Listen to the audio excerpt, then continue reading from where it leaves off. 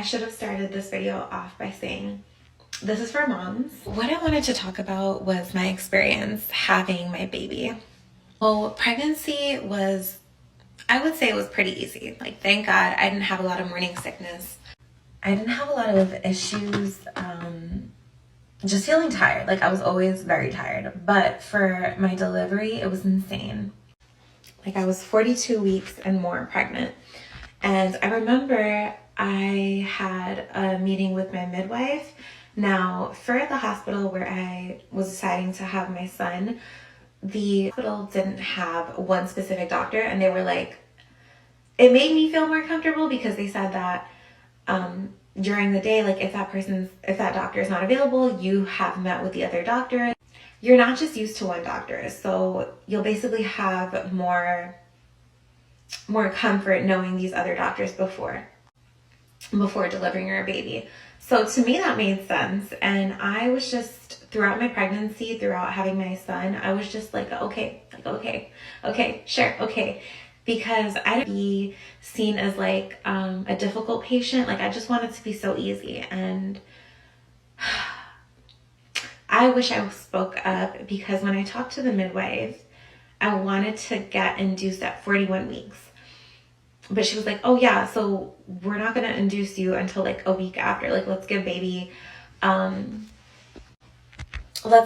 his chance to just come naturally, and then, you know, if anything, just come in.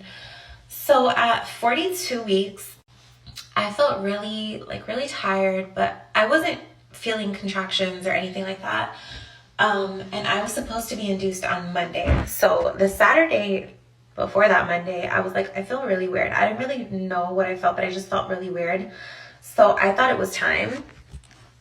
And because I was getting induced, they had already told me that, you know, just come to the hospital, let them know, go to labor and delivery, and you'll just basically have your room set up. So we go in, they check me, and they're like, oh, you're fine. Like, you can come back on Monday when you were scheduled to get induced. And I was like, I feel weird. Like, this was the first time I like actually spoke up, because I don't really know what I felt, but I just felt weird, you know? And it was really, really late. Like, it was like 2 a.m. because we had left at like midnight because we had to drop my dog off to my best friend's house and everything. So it was really late, and they had me do an ultrasound. And I remember being in the ultrasound room until like 5 a.m, and I was like, oh my God, like, I just want to sleep. Like, it's fine if I have to go home, like, whatever. So after the ultrasound, they said that they thought the amniotic fluid was like really, really low. So it was time to go have my baby. And I was so excited. I was so excited. I was like, okay, I'm going to finally meet him. And it was 3 days of being induced. Like, just, I had the balloon, the Folly balloon. Before that, they put like the shoelace thing. Like, it looked like a shoelace. I don't know what it was called, but they put that in me first, and that was supposed to help me dilate. I only dilated like 1 centimeter. So I was 2 centimeters at that time because I was already 1 centimeter. Anyways, that didn't help. So then they put the Folly balloon in me, which I don't know if you guys have heard of it, but if you look it up, it's this thing where they pump liquid in you to help you dilate.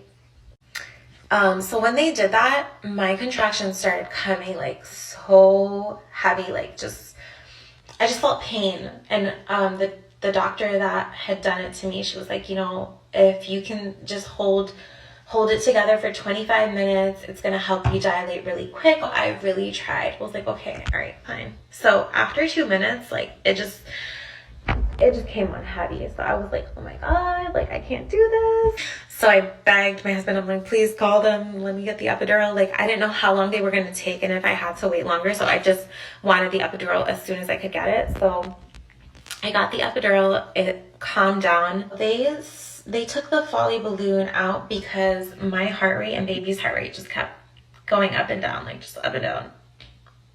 So after they did that, they gave me Pitocin. So I was hooked on Pitocin. It was just so bad. It was like 3 days of hell. Mind you, I can't eat, can't use the bathroom now because I have the epidural. After all of that, I had a nurse that was terrible. 12 hours with this nurse. I still remember it was 12 to 7.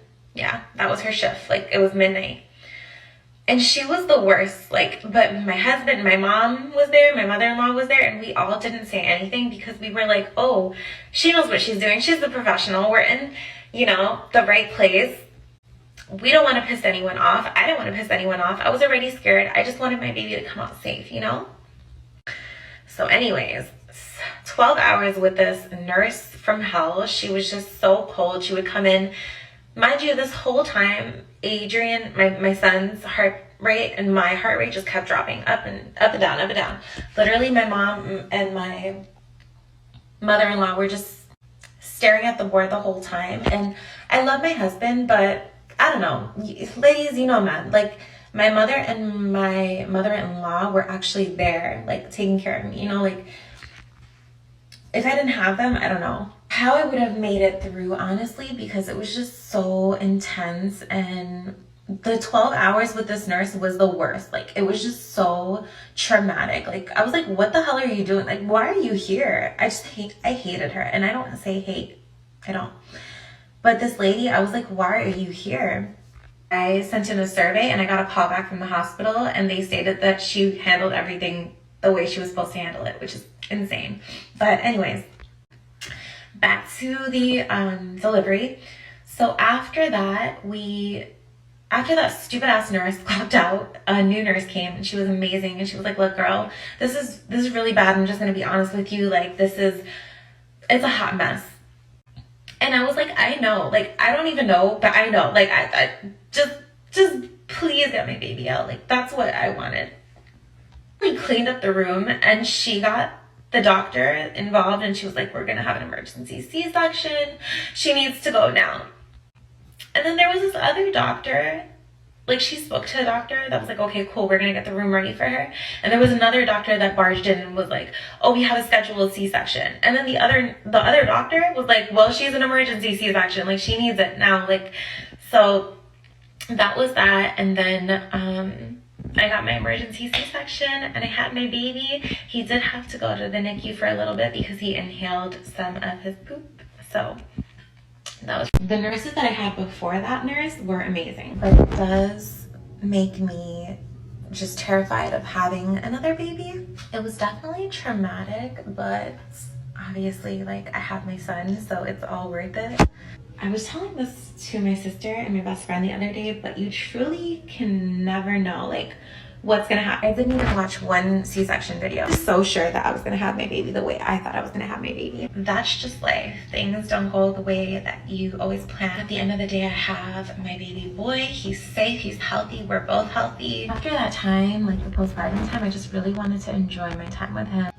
And it's so hard to, like, not think about what happened, and people always tell me, like, oh, that's gonna fade, like, you're gonna forget about it. And I don't think I will ever forget about it. Not being able to just jump up and get my baby, like, I felt like a bad mom, you know. I felt like I wasn't doing enough. I felt like I was weak. And when I had started back work after having my baby, I actually fainted, and it was just like a step back. I just felt like I couldn't get it together. I felt like my body failed. Now, after a year of just healing, being with my baby, being really grateful at my journey with my C-section, having my son, even the downfalls or like the bad things like fainting and stuff like that, it just honestly makes me a stronger person. Because at one time, I remember I was so scared after I fainted to go hold him, because I was like, what if I faint again? I just didn't want anything bad to happen to my baby. So I was just like, I feel like I can't do this because what if, you know? And the what ifs were drowning me. Like, I just felt so anxious about everything. I felt so scared about everything. And now, after a year of healing, after dealing with my C-section, postpartum, all of that, there's things in the world that you can't control, right? Like, I couldn't control the C-section. I couldn't control the nurse. Like, I couldn't control what was going on. But I'm so proud of myself that in that delivery, I just stayed calm. Of course, I got really sad when I heard I had to get an emergency C-section, but I stayed calm and I just stayed with love. Like, God just helped my baby come safe, and he did. I can say now that I have a healthy 1-year-old and he has a healthy mom. I'm able to go get him every morning. Whenever he cries, I'm able to walk and be there for him. I'm able to show him things, teach him things. So don't ever let anything keep you down. Be true to yourself and what you want from life, and it will come through for you, always. Thank you guys for watching, and like always, wishing you guys lots of love, happiness, and peace. Bye, guys.